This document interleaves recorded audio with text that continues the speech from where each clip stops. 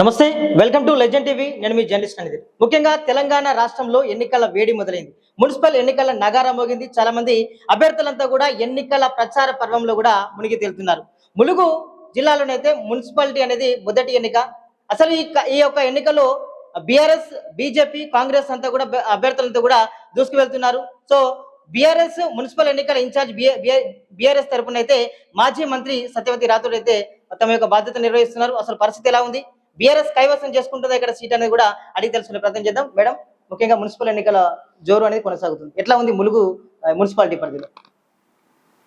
చాలా బాగుందమ్మా. ములుగు అంటే కేసీఆర్ గారి ప్రేమతో, కేసీఆర్ గారి ఆశీర్వాదంతో ఏర్పడ్డ ఈ జిల్లా, ఈ మున్సిపాలిటీ 10 ఏళ్ల కేసీఆర్ ప్రభుత్వంలో ములుగు ఎన్నడూ లేనంత ప్రగతిని, అభివృద్ధిని సాధించింది. అనేక సంక్షేమ ఫలాలు కేసీఆర్ గారి నాయకత్వంలో ఇక్కడికి వచ్చాయి. ఆయన నాయకత్వంలో ఏర్పడ్డ మున్సిపాలిటీ మొదటిసారి కాబట్టి బీఆర్ఎస్ పార్టీ చాలా ఉత్సాహంగా, చాలామంది పోటీ పడ్డారు. ఇప్పటికే అన్ని విడ్రాల్స్ అయిపోయినాయి. మా 20 మంది అభ్యర్థులకు బీఫామ్లు ఇచ్చినాం.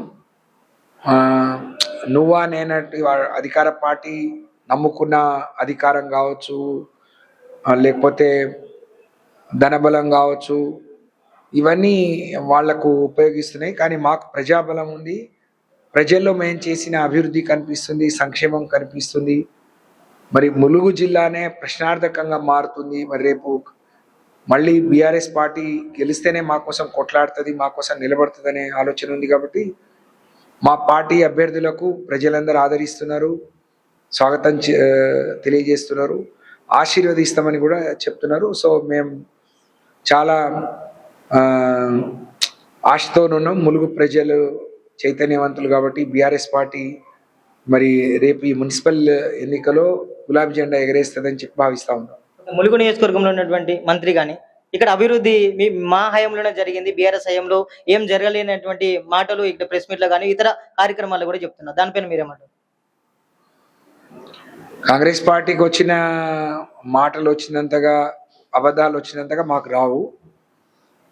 మరి వాళ్ళు ఇక్కడ ఏదైనా చేస్తే మేడారం రూపు మార్చిండ్రు, మేడారంని సర్వనాశనం చేసిండ్రు, మేడారంని భ్రష్టు పట్టించారు తప్ప ములుగు జిల్లాకు వారు చేసిన పని లేదు. ఇవాళ వచ్చిన నిధుల ద్వారా మరి పర్సెంటేజ్లు తీసుకొని అన్నీ కూడా ఎక్సైజ్ చేసి కాంగ్రెస్ పార్టీ ప్రజాధనాన్ని, ప్రభుత్వ ధనాన్ని కాంగ్రెస్ పార్టీ కార్యకర్తలు, నాయకులు కలిసి దోచుకున్నారు తప్ప ములుగు ప్రజలకు జరిగింది ఏం లేదు. కేసీఆర్ నాయకత్వంలో జిల్లా ఏర్పడ్డ ములుగు 65 కోట్లతోని కలెక్టరేట్ కార్యాలయం కానీ, 350 ఎకరాల్లో ట్రైబల్ యూనివర్సిటీ కానీ, ఇక్కడే 200 కోట్లతో మెడికల్ కాలేజ్ కానీ, నర్సింగ్ కాలేజ్ కానీ, టీచింగ్ హాస్పిటల్ కానీ, ఇవన్నీ కేసీఆర్ నాయకత్వంలో వచ్చినాయి.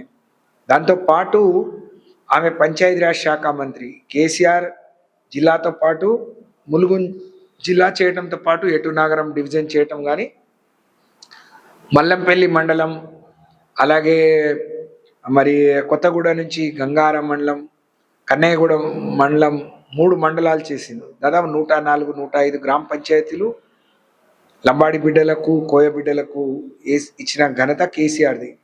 దాదాపు 75,000 ఎకరాల పోడు భూమును ఈ ప్రాంత ప్రజలకు ఇచ్చారు. ఈ ప్రాంత ప్రజలకు 3 ఫేజ్ కరెంట్ ఇచ్చిన ఘనత. ట్రైబల్ రిజర్వేషన్ 6% ఉన్నదాన్ని 10% ఇచ్చింది కేసీఆర్. ఇవన్నీ ప్రజల అనుభవాల్లో ఉన్నాయి.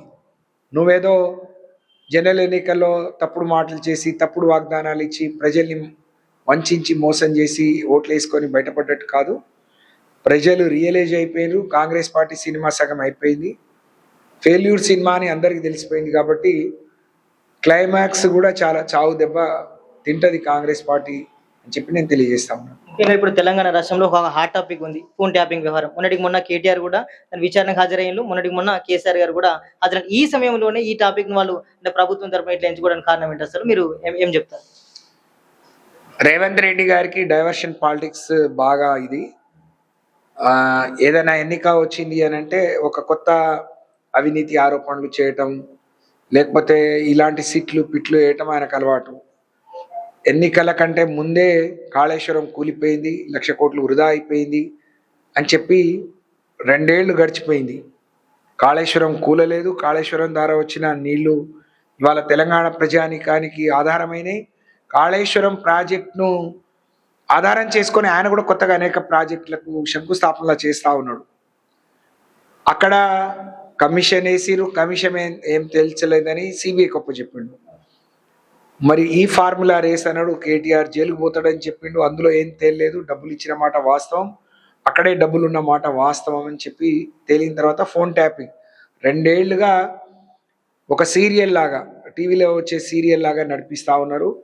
మున్సిపల్ ఎన్నికలు వచ్చినాయి కాబట్టి మళ్ళీ కేసీఆర్ని ఫోన్ ట్యాపింగ్ అనేది, కొంతమంది ఫోన్లు ట్యాప్ చేసి ఆ ఇంటెలిజెన్స్ కానీ నిఘా విభాగం కానీ అది ఆ పని వాళ్ళ పని వాళ్ళు చేస్తారు. దానితోని ముఖ్యమంత్రికి కానీ బీఆర్ఎస్ పార్టీకి కానీ సంబంధం లేదు. కేసీఆర్, కేటీఆర్, హరీష్ రావుకి సంబంధం లేని విషయం, అది అందరికీ తెలుసు. కానీ గ్రామ పంచాయతీ ఎన్నికల్లో కాంగ్రెస్ పార్టీకి ప్రజలు చావు దెబ్బ కొట్టిరు కాబట్టి మరి మున్సిపల్ ఎన్నికల్లో కూడా మళ్ళీ ఇబ్బంది పడే పరిస్థితి వస్తుంది. కాబట్టి బీఆర్ఎస్ పార్టీ నాయకుల అటెన్షన్ డైవర్ట్ చేయాలి, వాళ్ళందరినీ ఇక్కడే ఇది చేస్తే మేము ఎన్నికల్లో గెలవచ్చు అని చెప్పి ఒక జిమ్మిక్కు రాజకీయాలకు ఆయన తెరదీసిండు. ఫోన్ ట్యాపింగ్ వల్ల ఎన్ని ట్యాపింగ్లు, ఎన్ని కేసులు పెట్టినా, ఎన్ని సిట్లు వేసినా, ఎన్ని ఫిట్లు వేసినా మరి మాకు జరిగేదేం లేదు, ఒరిగేదేం లేదు. కానీ కేసీఆర్ గారు తెలంగాణ సాధకుడు, ఆయన చావు నోట్లో తలపెట్టి తెలంగాణ సాధించిన వాడు. 10 ఏళ్ళు తెలంగాణ 50 మంది ప్రజానికానికి అన్ని వర్గాల వారికి సంక్షేమాన్ని అందించిన వాడు, రైతులను పెద్ద ఎత్తున ఆదుకున్నవాడు. రైతుల గుండెల్లో ఉన్న కేసీఆర్ని ఏదో చేయాలని ఆయన కుటిల ప్రయత్నం చేస్తే దాని మూల్యం తప్పకుండా కాంగ్రెస్ సర్కార్ కానీ రేవంత్ రెడ్డి చెల్లించుకోవాల్సి వస్తుంది. దానికి సిద్ధపడి మాత్రమే ముందడుగేయమని చెప్పి నేను చెప్తా ఉన్నాను. సీఎం రేవంత్ రెడ్డి ఏదైతే ప్రమాణ స్వీకారం చేసిన పంచాలు కూడా ప్రతి మీటింగ్ లో కూడా మాజీ సీఎం కేసీఆర్ పేరు పలకని రోజు అంటూ లేదు. సో దానిపైన మీరు ఏమంటారు? దీని పరిపాలన చేతగాక మంత్రులను సమిష్టిగా పని చేయించలేనివాడు, ప్రభుత్వం మీద పట్టు లేనివాడు, మరి ఆయనకు అది చేత కాదు కాబట్టి ప్రతిపక్షాలని విమర్శించడం, కేసీఆర్ని విమర్శించడం ఆయనకు వచ్చిన విద్య అదే. కాబట్టి దాన్ని నమ్ముకొని, దాన్ని ఆధారం చేసుకొని దాని మీదనే రోజులు గడవాలని అనుకుంటున్నాడు. కాబట్టి కేసీఆర్ పేరు ఎత్తకుండా ఆయన ఏం మాట్లాడట్లేడు. కేసీఆర్ని జైలుకు పంపడమే లక్ష్యం అనుకున్నాడు. ఎందుకంటే రేవంత్ రెడ్డి స్వయంగా జైలుకు పోయినోడు, 50 లక్షలు ఇతరులకు ఇస్తూ పట్టుబడ్డవాడు. తెలంగాణ ప్రజల దురదృష్టం రేవంత్ రెడ్డి లాంటి వాడు ముఖ్యమంత్రి కావడం, ఆయన కింద మనం పనిచేయడం. మరి అలాంటి వాడు మరి అంతకంటే ఆయనకు వేరే చేత కాదు కాబట్టి మమ్మల్ని విమర్శించడం, కేసీఆర్ని విమర్శించడం, పొద్దున్న లేస్తే ఆ పని తప్ప ఇంకో పని కాదు. పరిపాలన చేత కాదు, పరిపాలన మీద పట్టు లేదు, ఆ నిధులు సమకూర్చుకునే ఇది లేదు. మొన్నటికి మొన్న కేంద్ర బడ్జెట్లో కూడా తెలంగాణకు మొండి చేయి చూపించిండు. ఇప్పటికే 65 సార్లు ఢిల్లీ పోయినోడు మీరు పోతే ఢిల్లీ పోలేదు అని అన్నాడు. నేను పోతే కాంగ్రెస్కు కప్పం కట్టడం కాదు, కేంద్రం దగ్గర నిధులు తేవడానికి పోతున్నా అన్నాడు. మరి నయా పైసా తీసుకురాలేని వాడు కప్పం కట్టడానికి కాకపోతే దేనికి తీసుకెళ్తున్నాడు? ఇవాళ తెలంగాణ ప్రజల సొమ్మును దోచి కాంగ్రెస్ పార్టీ కప్పం కడుతున్నాడు. ఏ ఆత్మగౌరవం మరి నినాదంగా తెలంగాణ వచ్చిందో దాన్ని కాంగ్రెస్ పెద్దల కాళ్ళ దగ్గర పడంగా పెడుతున్నాడు. మరి రేవంత్ రెడ్డి పాలనకు, రేవంత్ రెడ్డి మాటలకు కాలం చెల్లే రోజు దగ్గరలో ఉంది. దాన్ని సిద్ధపడాలని నేను తెలియజేస్తా ఉన్నాను. స్థానిక సంస్థల యొక్క ఆ ఉత్సాహమే ఇప్పుడు మున్సిపల్ ఎన్నికల్లో ఉండే అవకాశం ఉందా? అంతకంటే ఎక్కువ ఉత్సాహం ఉంటుంది.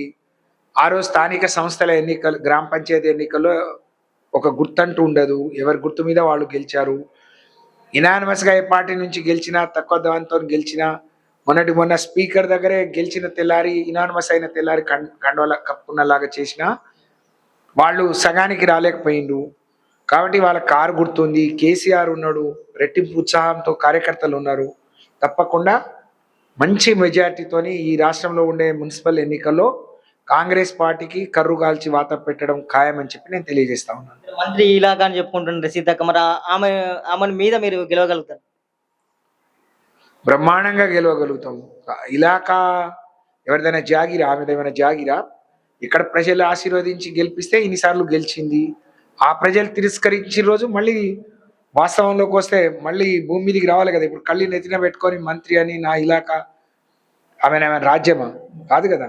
ప్రజలు ఆశీర్వదించి గెలిపిస్తే ప్రజల సహాయ సహకారం, ఆ ప్రజల్ని మర్చిపోయింది, సాయం చేసిన వాళ్ళని మర్చిపోయింది, ఆమె కోసం కష్టపడ్డ వాళ్ళను, ఆమెకు అన్నం పెట్టిన వాళ్ళని కూడా మర్చిపోయి మరి భూమి నేలను విడిచి సాము చేస్తుంది. అక్కడి నుంచి తప్పకుండా ప్రజలు పడేస్తారు. అప్పుడు కళ్ళు నెత్తి మీద ఉన్న కళ్ళు నేల మీదకి వస్తాయి. తప్పకుండా అది కూడా చూసే రోజు తప్పకుండా వస్తుంది అని చెప్పి తెలియజేస్తాము. మొత్తానికి ములుగు మున్సిపల్ ఎన్నికల్లోనైతే తప్పకుండా బీఆర్ఎస్ పార్టీ జెండా ఎగరబోతున్నామని, ఇక్కడ అయితే మంత్రి ఎన్ని ప్రలోభాలకు గురి చేస్తున్నా కూడా తప్పకుండా బీఆర్ఎస్ జెండా ఎగరవేస్తుంది. తప్పకుండా కష్టపడ్డ ప్రతి ఒక్క కార్యకర్తకు కూడా బీఆర్ఎస్ పార్టీ అండగా ఉంటుందని కూడా మాజీ మంత్రి సత్యవతి రాథోడ్ గారు చెప్తున్నారు. కెమెరా పర్సన్ సాయితో రణధీర్, లెజెండ్ టీవీ, ములుగు నుంచి.